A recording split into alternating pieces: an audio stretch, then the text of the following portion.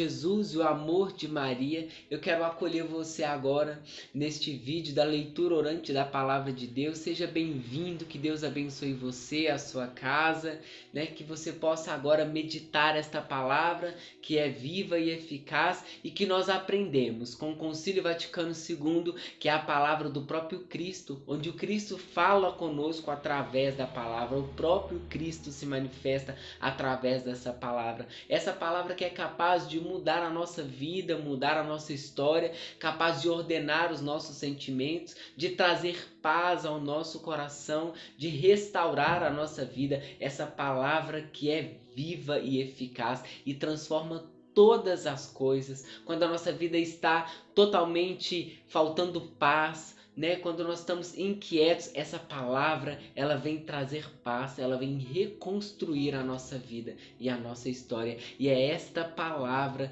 que eu quero pedir a você, que nos ajude a compartilhar este vídeo, para que ainda mais pessoas, para que mais amigos e familiares nossos possam conhecer essa palavra, que é capaz de transformar a nossa vida, que é capaz de transformar toda a nossa história. Quero pedir a você também que curta esse vídeo, se inscreva no canal se você ainda não é inscrito e nos ajude a divulgar também com seus amigos, porque essa palavra ainda precisa ser conhecida por muitas pessoas, né? O meu nome é Raí, sou da Forania de Santa Teresa e Santa Terezinha e participo do grupo de oração Fonte de Água Viva. Eu queria convidar a você a entrar no íntimo do seu coração e nós iremos também traçar sobre nós inicialmente o sinal da nossa fé, o sinal da cruz. Nós estamos unidos em nome de um Deus que é Pai, Filho e Espírito Santo. E convido você a clamar neste momento a presença do Espírito Santo, o Espírito de sabedoria, de ciência, de entendimento, pedindo ao Senhor que envie sobre nós, sobre a nossa casa, para que o Senhor nos ajude a ter um discernimento melhor, compreender ainda melhor essa palavra. Essa palavra, Senhor, que transforma a nossa vida, que transforma o nosso coração. Senhor Jesus, neste momento eu quero te pedir, alcance a minha vida com esta palavra, mude a minha vida, mude o meu coração, Senhor, com essa palavra. Me ajude, Senhor, a viver este evangelho, Senhor. Sem ti, Senhor, nada posso fazer, Senhor, porque eu sou totalmente dependente de ti, Senhor. Sem ti, Senhor, eu não posso compreender esta palavra, Senhor. Por isso, Senhor, nos ajude, Senhor. Nos ajude a compreender esta palavra, Senhor. E eu convido você a, nesta oração, rezar junto comigo a oração que o próprio Jesus nos ensinou. Vamos dizer juntos: Pai nosso que estais nos céus, santificado seja o vosso nome. Venha a nós o vosso reino. Seja feita a vossa vontade, assim na terra como no céu. O pão nosso de cada dia nos dai hoje. Perdoai as nossas ofensas, assim como nós perdoamos a quem nos tem ofendido. E não os deixeis cair em tentação, mas livrai-nos do mal, pois vosso é o reino, o poder e a glória para sempre. Amém. Pegue a sua palavra neste momento, meu irmão, minha irmã, e nós iremos meditar o 25º da semana do Templo Comum, e o Senhor hoje nos presenteia com o Evangelho de São Lucas, né, no capítulo 9, a partir do versículo 18. Vamos ler juntos. Jesus estava orando a sós, e os discípulos estavam com ele.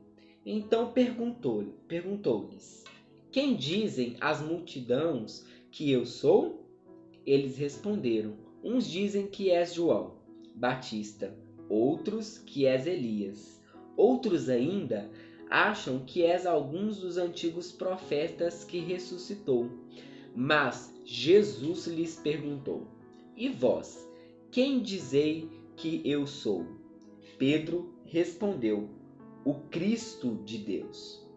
Mas ele advertiu-os para que não contassem isto a ninguém e explicou: É necessário o Filho do Homem sofrer muito e ser rejeitado pelos anciãos, sumos sacerdotes e escribas, ser morto e no terceiro dia ressuscitar. Essas são as palavras da salvação. Glória a vós, Senhor. Bendito seja Deus por esta palavra. Amados, nós precisamos aqui compreender quem é Jesus. Para aquelas pessoas daquela época, eles já esperavam um Messias. Como o profeta Isaías e tantos outros profetas anunciaram a vinda do Messias. Aqueles homens estavam esperando a vinda do Messias. Mas muitas pessoas esperavam um Messias político, um Messias que vinha para libertar aquele povo dos romanos que estavam oprimindo, que vinha contra César, mas um Messias completamente diferente de que Jesus nos apresenta nesta palavra. Então, neste contexto, Jesus estava orando, Jesus estava rezando, Jesus tinha se recolhido. E então eu fazia memória da palavra de Deus que nos diz que o Verbo de Deus se fez carne e habitou no meio de nós. E este verbo que se tornou carne quer dizer para nós que é a própria palavra que nos ensina, que nos educa. Então Jesus vem nos educar com a palavra, com as suas ações também. Então Jesus já está ensinando aqui os seus discípulos, né? O momento da oração, do recolhimento, de estar ali com o Senhor, falando com o Pai, e Jesus estava fazendo isso. E após a sua oração, Jesus parte para um segundo momento, que é a pergunta aos seus discípulos, né? Quem as multidões dizem que sou eu? E aí os discípulos começam a narrar para Jesus quem as pessoas pensam que ele é, né? E eles dizem, né, que alguns estão dizendo que o Senhor é João Batista. Outros ainda que é Elias, e outros ainda achavam que o Senhor é um dos profetas que ressuscitou, que voltou a viver, né? Mas Jesus indaga eles neste momento, né? Jesus pergunta: e vocês? Quem vocês dizem quem eu sou? E Jesus ele faz um apanhado para entender o que a sociedade, o que as pessoas estavam pensando que era Jesus, e ali ele já conseguiu diagnosticar, né? Já é possível perceber que as pessoas ainda aqui não entenderam, a multidão não entende quem é Jesus, os escribas ainda não entenderam, os fariseus não entenderam, muitas pessoas ainda não conseguiram compreender quem é Jesus. Mas Jesus vai um pouco mais a fundo e pergunta: e vocês?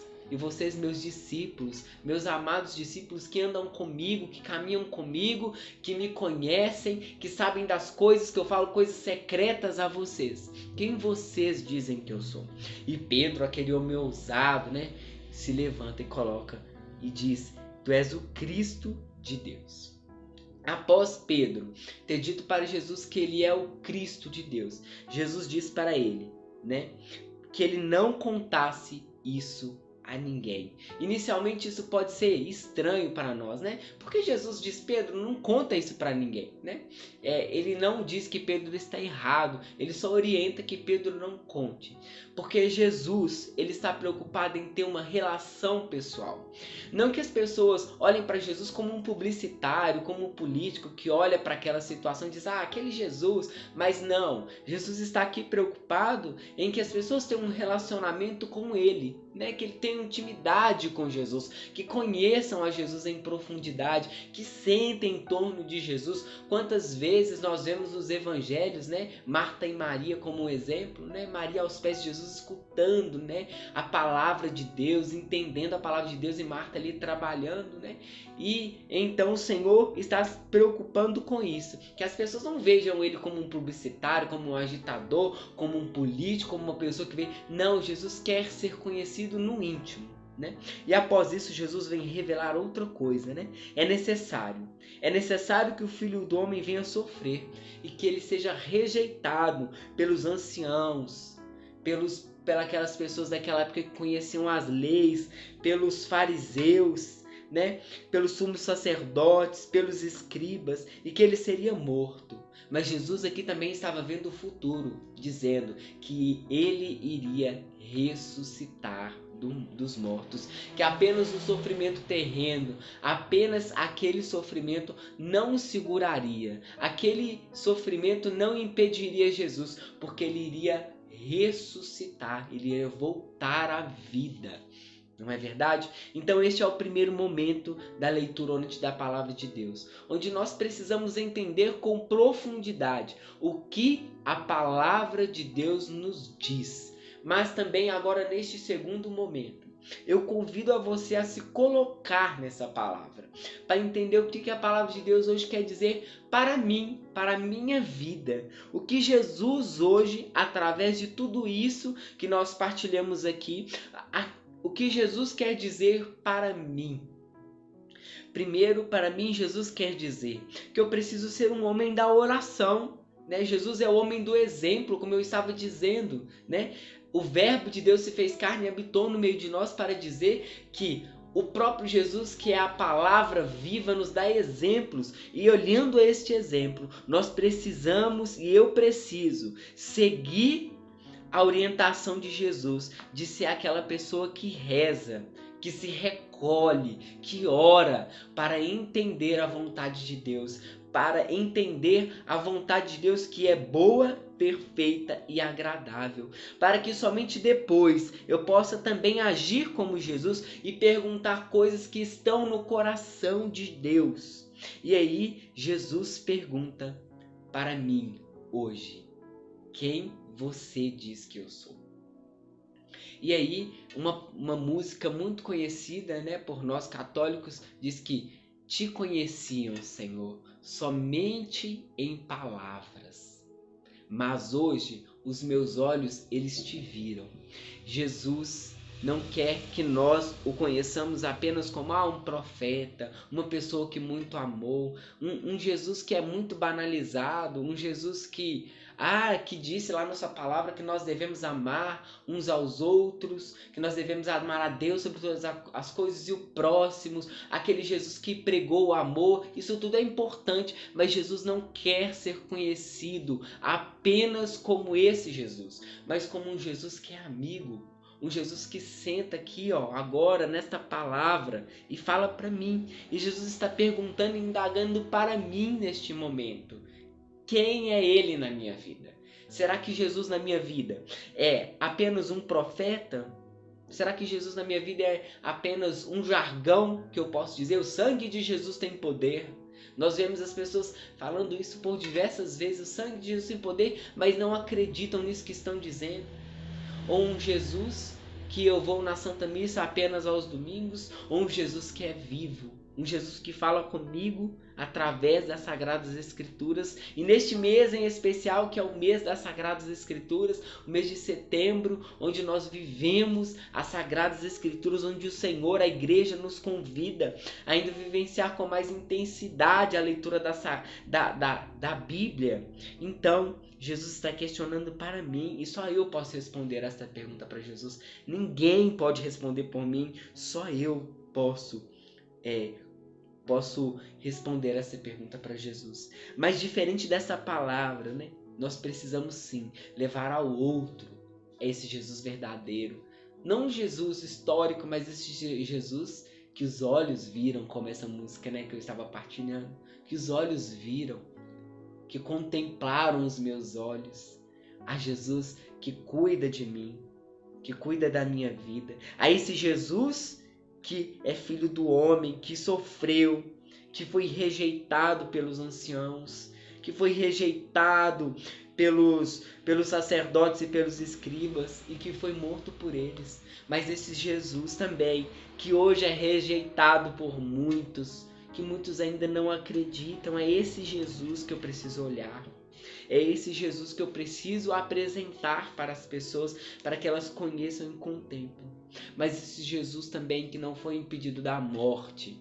Esse Jesus que não foi impedido pelo Calvário. Esse Jesus que não está pregado lá na cruz e morto, estático. Mas esse Jesus que transcendeu a morte. Foi até os infernos, né? Diz a Igreja Católica, resgatou Adão, trouxe Adão, resgatou as nossas vidas da mão do maligno e nos trouxe para nos dar a vida eterna, que ressuscitou e está hoje aqui conosco.